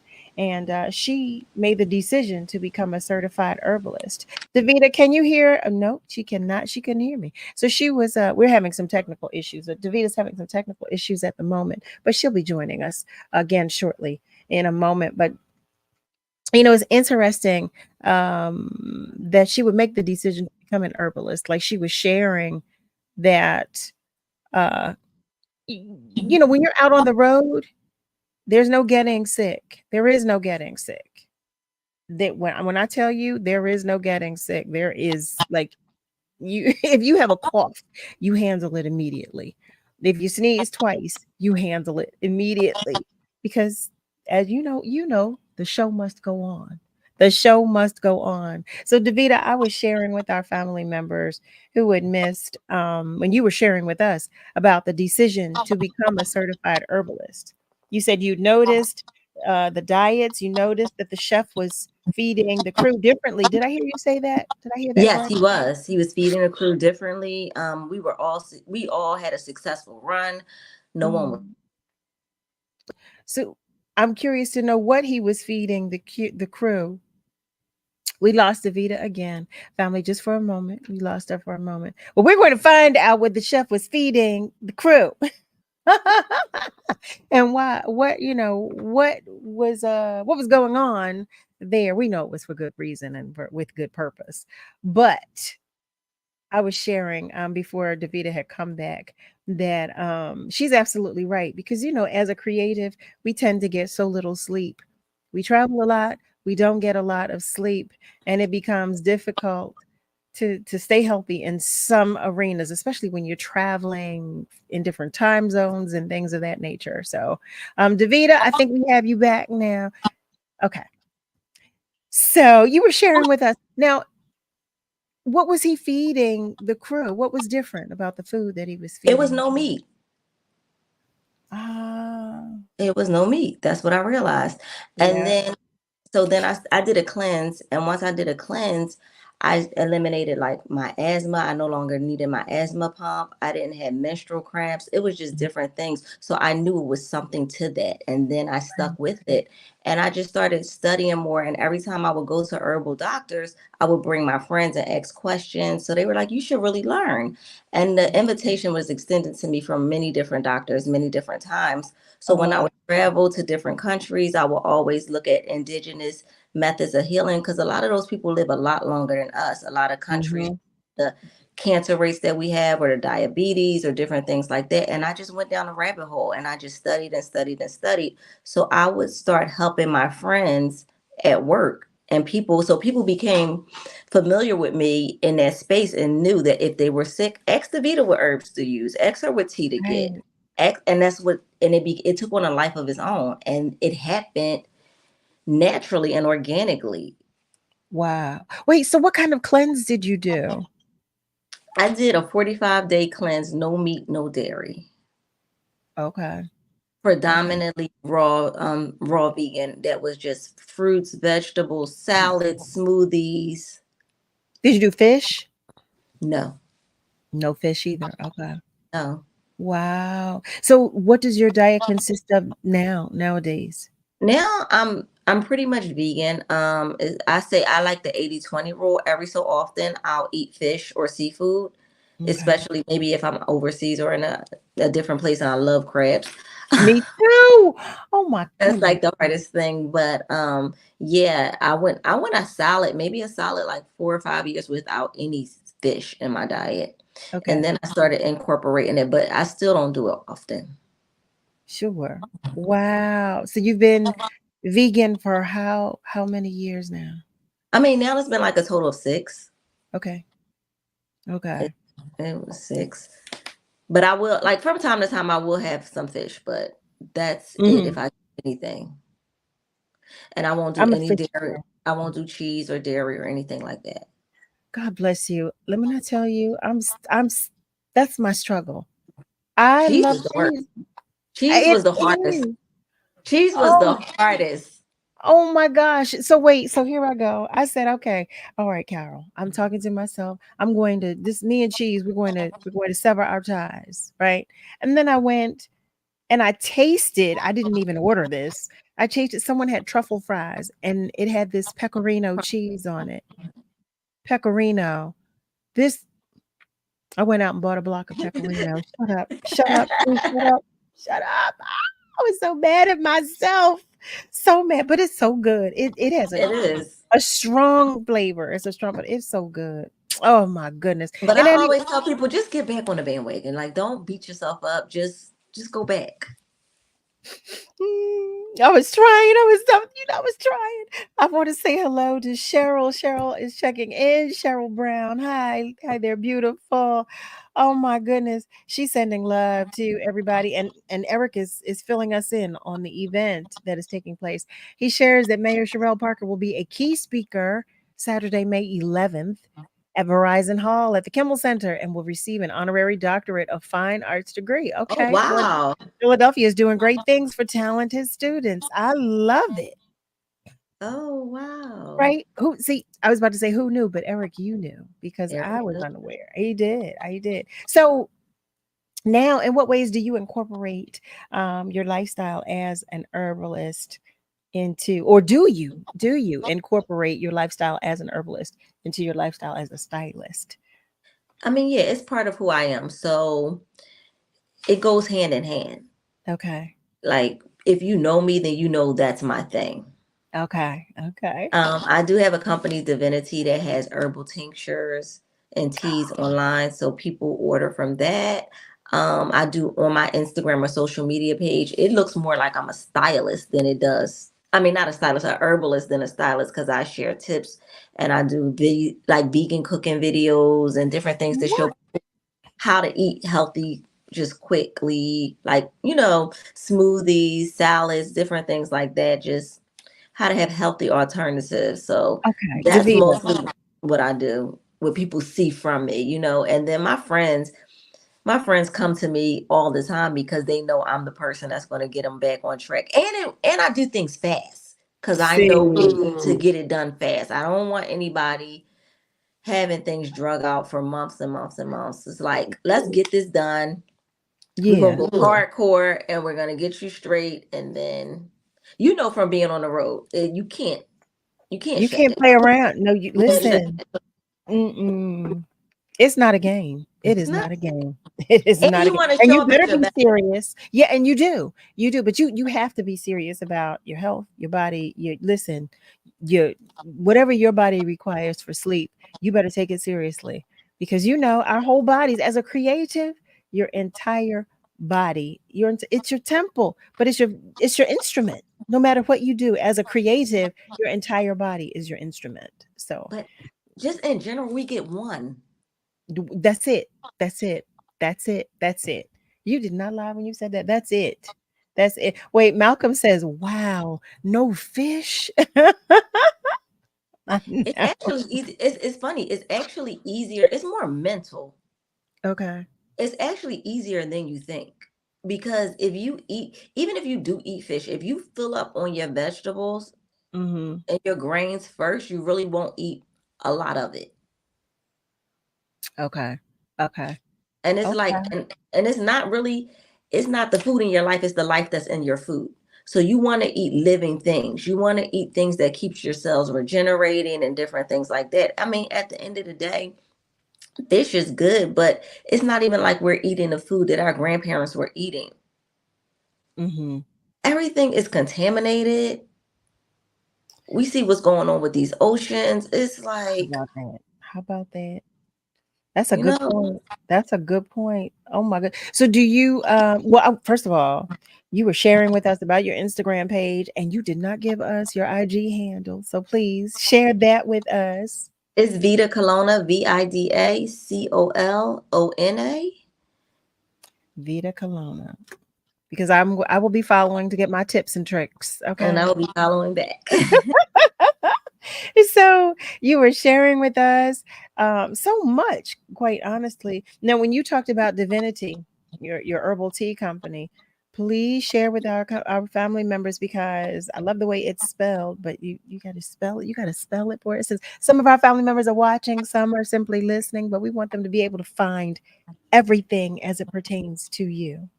It's Divinity, DAVINITEA.com. And I have a Divinity Instagram page too, DAVINITEA.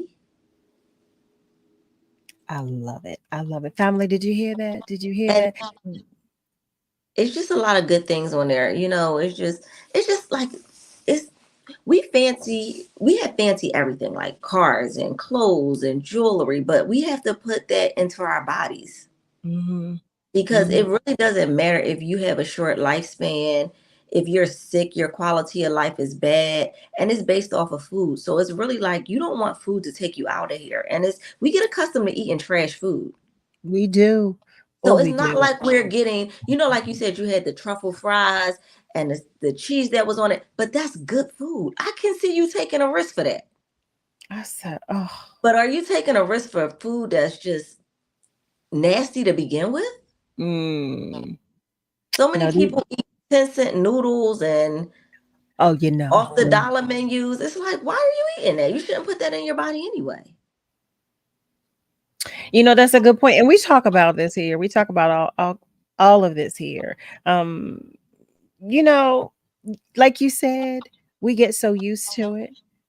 For some people, it just becomes a way of life because it's quick and it's easy and it's fast. But the other part of what you said too, and the other part of what we've been talking about in our conversations here is taking that time to make sure we're taking the necessary strides to be healthy, to eat healthy, to do what's necessary for our bodies for longevity. And not just longevity, but good longevity, because you don't just want to be here and then be sick. You want a good quality of life. And it's funny, if you don't make time for your health, you're going to be forced to make time for your sickness, because you're going to be missing work, you're going to be in a hospital, you're going to be down, and you don't want to do that. But it's going to, God will stop you. It's going to stop, and you're going to be forced. Yeah, how about that? And that's not good. That's not good at all. And when you look at the things that we suffer with, especially in the Black community, it's high blood pressure and diabetes. That stuff is 100% curable with diet. When I tell you, Davida, we have been talking about all of that. Family, am I telling any lies? We talk about it all the time. And everybody's on a journey to do better, and some are on a journey to maintain and sustain because they've been on that journey for quite some time. But everybody's on a journey to do better. We talk about it all the time. Malcolm, to that point, what are you over there cooking? Because Malcolm shared he was cooking and listening. I saw that. I did see that, Malcolm. What are you over there cooking? Okay, tell us what you're over there cooking.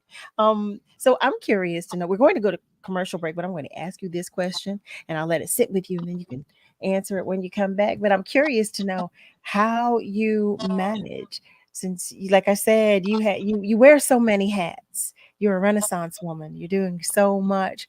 How do you manage? The herbal tea company? How do you manage being a stylist, a wardrobe stylist, a costume designer? How do you manage all of those things? Because each and every one of those things is huge and it requires a lot of time and dedication.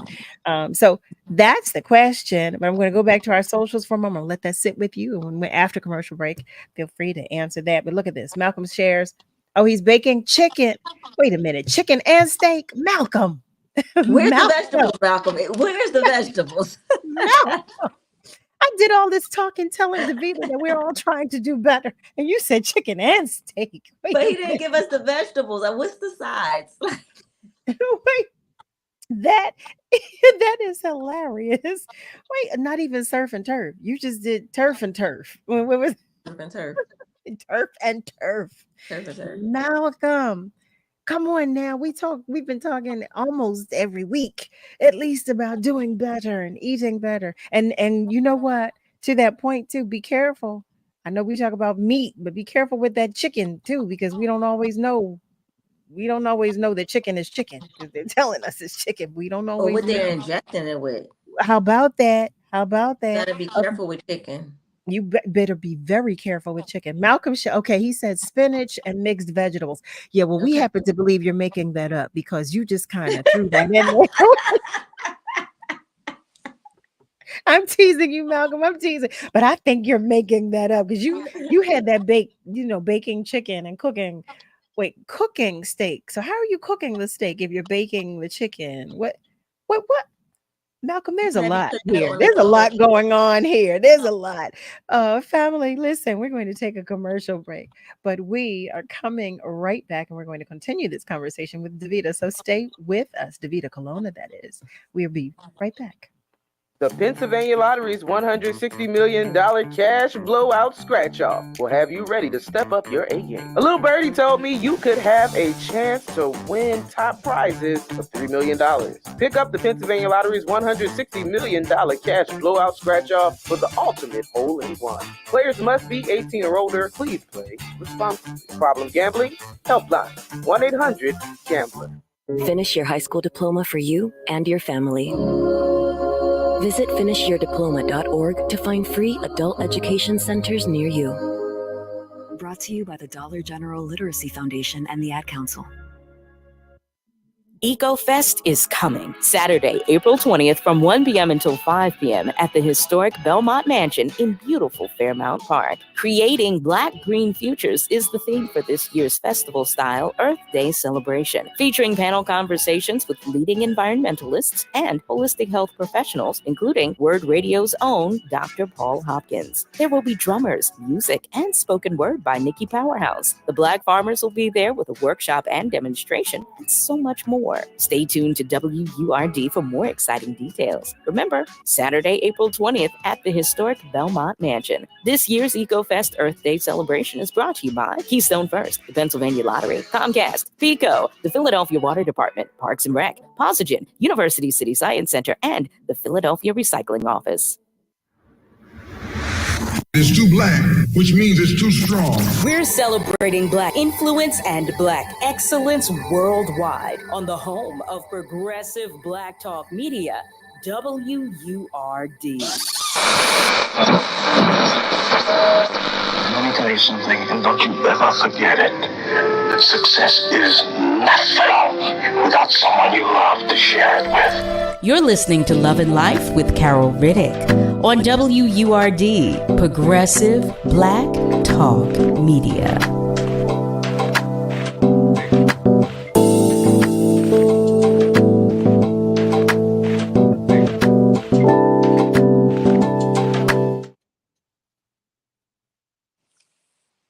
Well, hey there, family. Welcome back. You are tuned in to Love and Life with Carol Riddick right here on WURD. We are talking with Davida Colona in this hour.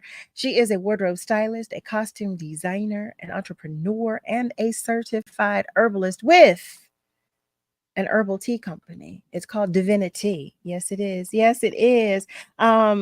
Before the commercial break, I was actually clowning Malcolm because of this meal that he's over there cooking.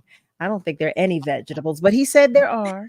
But he did share. He said vegetables. Oh, well, Norm. Oh, look, Norm is chiming in. Norm said vegetables, they're not for me. If I didn't have parents, I wouldn't eat them. No, Norm, no. He says, I don't want it. I love my meats. No, Norm. You've got to have your vegetables. What? Family, come on. Come on. We've got to do it. You've got to do it.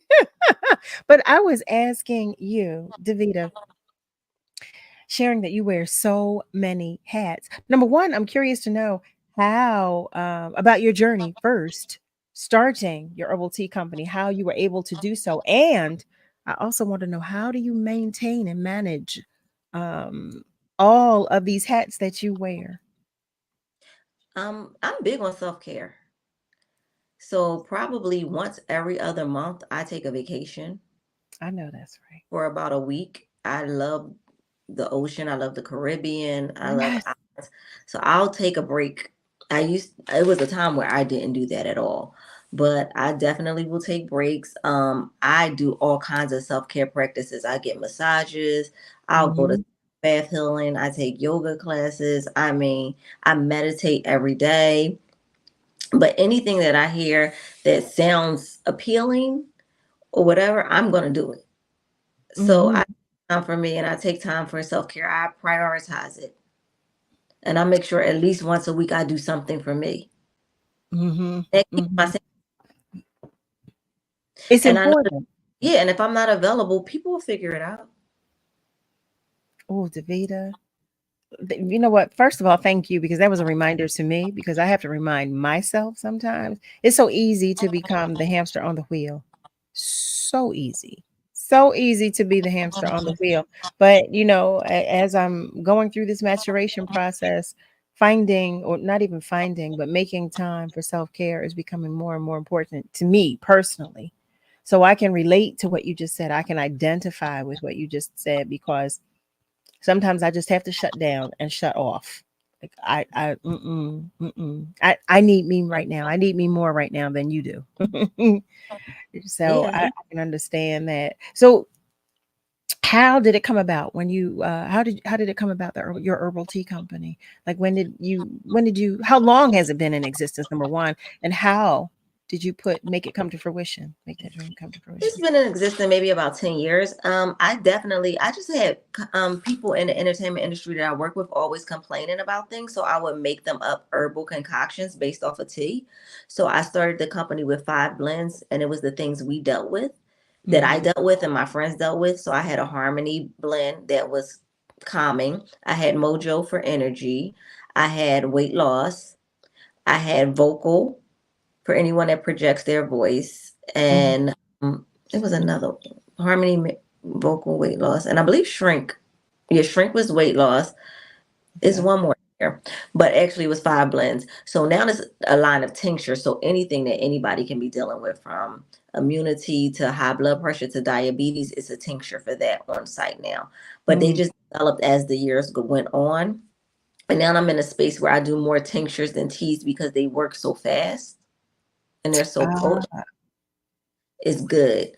So it like I said, everything happened organically, and the things that I felt that people needed is the things that I developed for the line.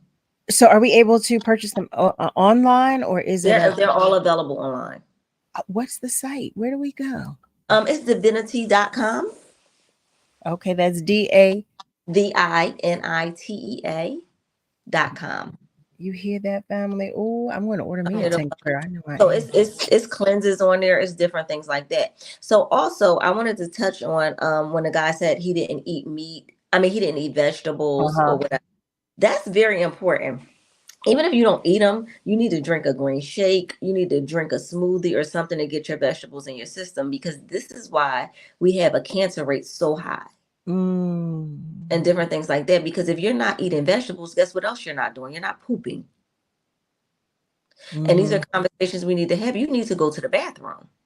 And I talk to so many grown people or adults that think it's normal to go to the bathroom 2 and 3 times a week. You should be going 3 times a day.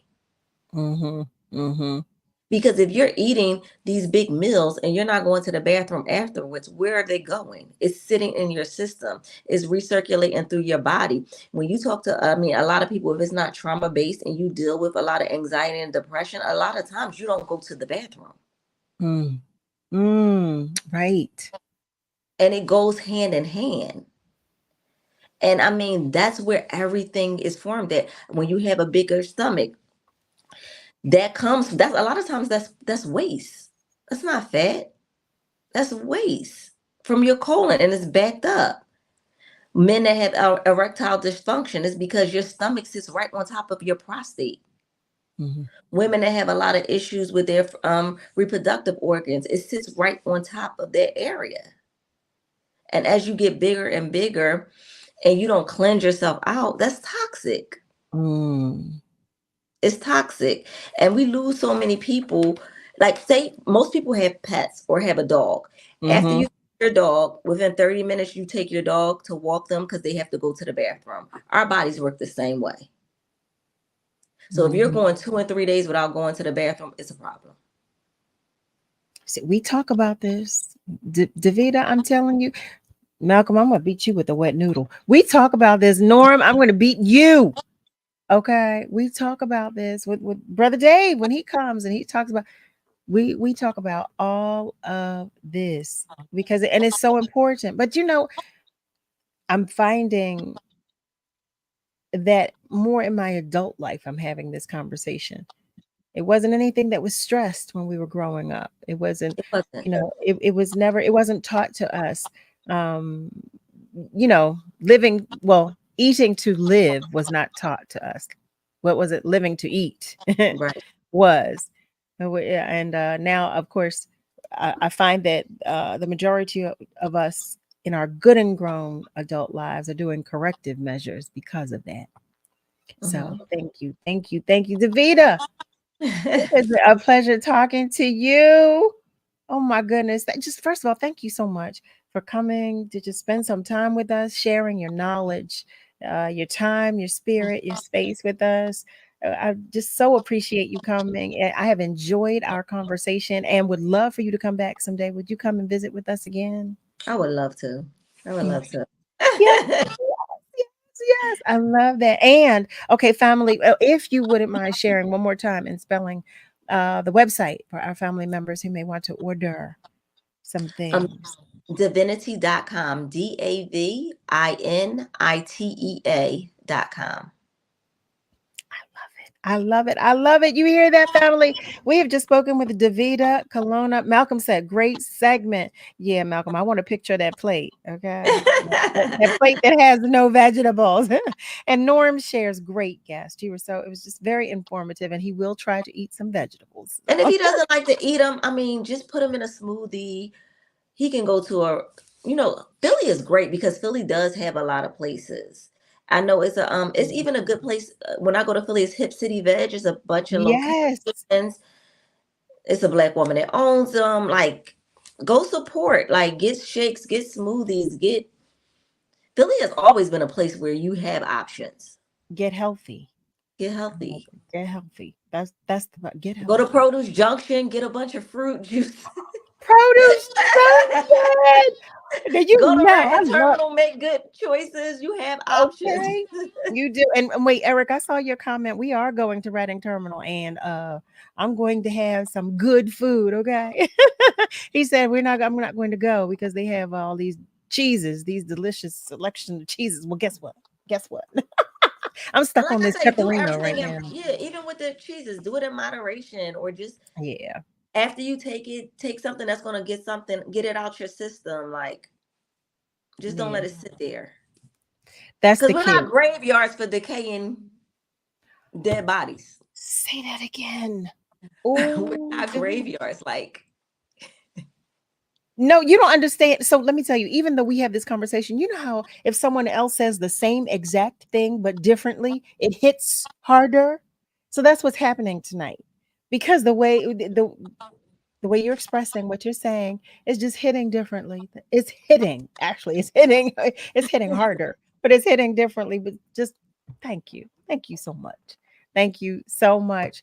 OMG, Davida, we will see you when you come to visit with us again. And we hope it's sooner as opposed to later. And we just appreciate you so much. And welcome to the family. Thank you so much. Thank you for having me. Thank you. We will see you next time. All right. Oh my goodness, family. Praising God, from whom all blessings flow. I'm going to ask you to just pray for someone who does not yet know God. Pray for your loved ones, pray for your enemies, and pray for those in need. Please. I thank you all so much as you continue to support Love and Life. I thank our guests for sharing their time, their energy, attention, information, spirit, and space. I thank you for doing the same. Always, always. Special thanks to the entire WURD family, especially to Niall and Nick for all that you do. Thank you to Gerald Beasley and David Ivory for today. And to Aaron Graves and Tim Hudson in Montgomery County College for an amazing day and experience. Happy birthday once again to all of our love lights who are celebrating. Family, remember, we are all in this together. So be good to you, but please be good to those around you. Please be careful as you go to and fro. All right. I love you. Know that I love you, but God loves you so much more. Okay. Have a great rest of your night and be sure to join me Monday through Thursday, 7 until 9 p.m. Eastern Time for another edition of Love and Life right here on WURD, Progressive Black Talk Media. Have a good night, family. God bless you.